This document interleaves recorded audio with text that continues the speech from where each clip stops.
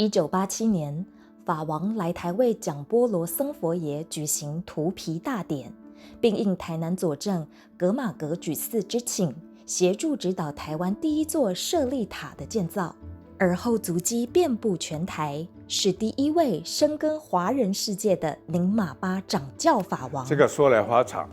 这个历史上很少提到，而且白玉总统的母亲现在已经遗忘的。但是呢，这个人是对宁玛巴非常贡献大的，对发心非常好的，留下很多的政绩的一个大师。他在香港过世，那就是所以就是我要怎么样都拜见一下法体。法体已经很久了才火化，那就1流、2流、3流，那莫名其妙就流到台湾。然后呢，就这样，就因缘就是这样来的。然后后来我的师父也认同你留在这里，他也答应了，那我就继续留下来的。法王初来台时不会说华语，在传法上的语言遇到瓶颈，为避免翻译失真以及汉人听闻佛法的语言障碍，法王亲自研读中文，在几年的时间内就通晓中文大藏经的文句和祖师的论著。平日法王喜欢结交于市井，和民间好友往来期间，法王的中文日益精进，结合华人生活方式传法，深入简出，流畅无碍。我刚来的时候只会讲一句你好、日水、谢谢，这3个字而已，剩下都不会讲。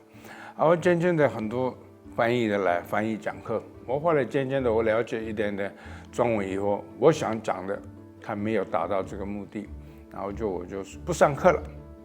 然后我也去学习中文，也进步不大，然后我就深入民间里面跟大家一起玩，一起交了很多朋友，所以那这样就是对中文就自然而然就学会。那开始就是讲课，讲到36年，那1流36年。法王来到台湾，在这个陌生不熟悉的地方，克服了语言上的困难，将藏密传给汉人。那其实我觉得这个释迦牟尼佛就是我们的教主，莲花生道士是我们密法的教主，他们2个没有一个字传给谁传给谁，他因缘到哪里传到哪里。那我的因缘是汉地的话，那我也要把它教下去，教东西是我们的责任，教给谁没有选择，谁有因缘，谁有信心，谁想学我就教，我没有这个分别，我没有这个种族的分别，条件不具足我也没有关系，我也帮那些学的人，他的因缘我也负责他帮忙，给他因缘具足，因缘具足完了我就教。因缘具足这个事情，师父也要责任，师父也要合作，不是说的找到一个因缘完美的徒弟来听你，是不可能的事情。当年我们师父教了很多人，当初完全没有因缘的，师父也花了很多时间，花了很多精神，把他因缘把它筹备起来，因缘准备好了，那就因缘给他了，那就他再来教佛法，那我就学习我的师父。法王教导徒弟又是一绝，时而降降春风，时而雷霆霹雳，跳脱传统模式，异于常人的行径，自称秋竹疯子。就是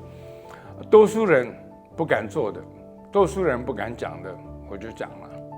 那应该是算跟人家有点与众不同，那就自然而然就变疯子了。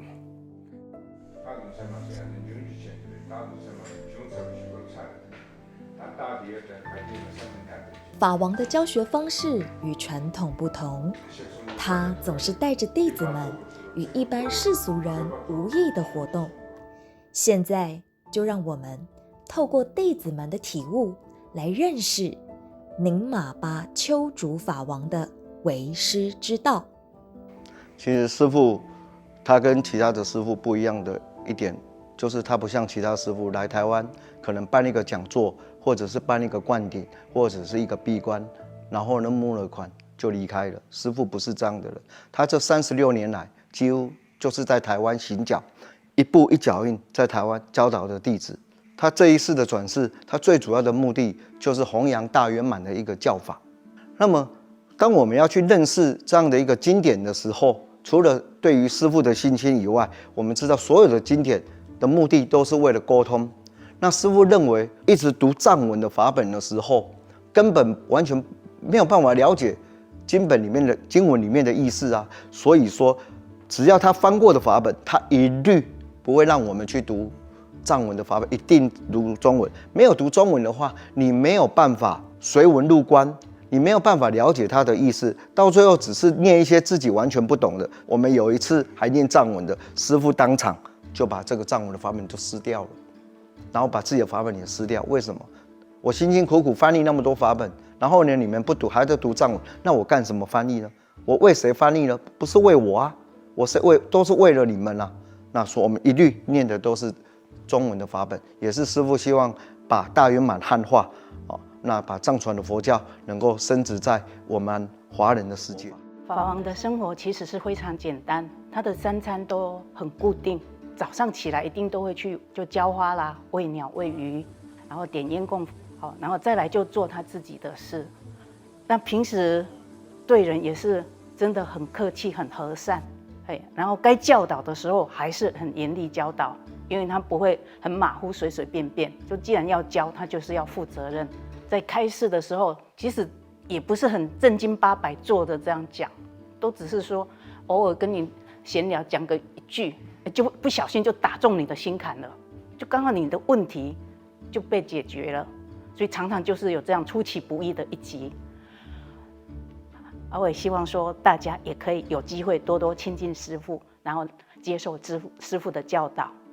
可以就等于说提升我们，不管说在日常生活或者在学佛方面都有长足的进步。因为我家里就是背景上就是信佛教嘛，然后藏传佛教。第一次接触到师父的时候，也是就是他跟所有其他的上师都不一样，非常的不一样。但是他的不一样是非常平凡的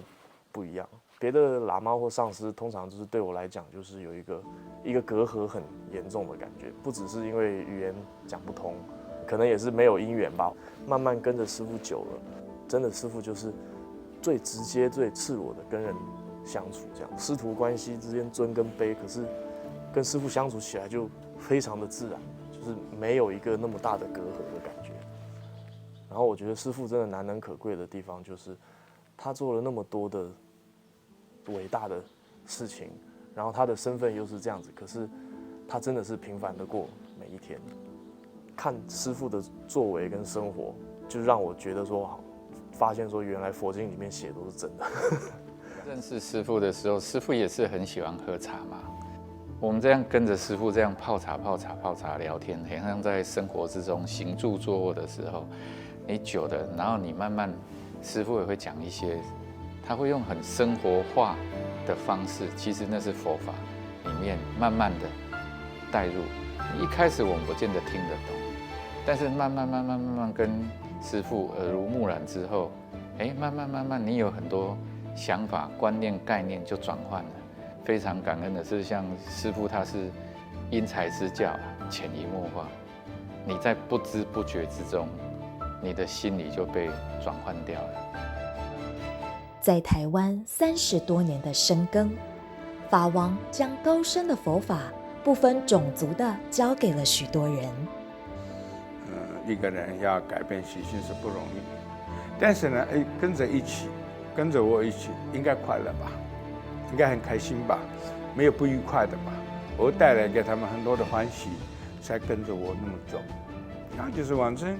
佛法也是一种快乐吧。学佛法带来不快乐的话，那不用学佛法。本来就是生活里面很多的不快乐的，那就是不快乐的人，那找一个佛法的道上，佛法的一个师父，那就带来快乐的话，那欢喜的话，他应该是这样。我也不敢说改变什么，但是呢，应该是36年跟着一起的人很多，应该问他们欢不欢喜，快不快乐，他应该是快乐的。谁也不愿意不快乐的事重复的再来吧。应该是我带来的，给他们是欢喜。没学到佛法也是这个人生苦短，快乐过一场，我觉得是一件难得的事情。学习佛法是快乐的，